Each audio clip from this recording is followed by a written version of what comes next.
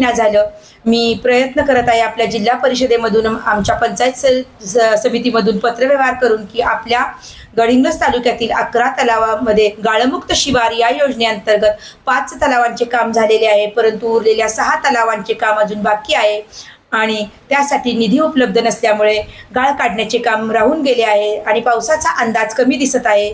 या धर्तीवरती गाळ काढणे अत्यंत गरजेचे असल्यामुळे गेले 1 महिना मी CEO मॅडम आणि जिल्हा परिषद यांच्याकडून परमिशन काढली आणि त्यांनी आम्हाला या तलावातील गाळ लोकसहभागातून काढून घेण्यासाठी परवानगी दिली। त्याचबरोबर मी याकरिता नाम फाउंडेशनला पत्रव्यवहार केला। माझ्याबरोबर सचिन शेंडगे हसूर चंपू तसेच स्वप्नील इंगवले यांनीही या कामासाठी प्रयत्न केला आणि नाम फाउंडेशनचे CEO थोरात साहेब यांच्याशी आम्ही बोलून आम्ही नाना पाटेकरांची परमिशन घेऊन आम्हाला मशिनरी मिळावी गाळ काढण्याकरता यासाठी प्रयत्न केले।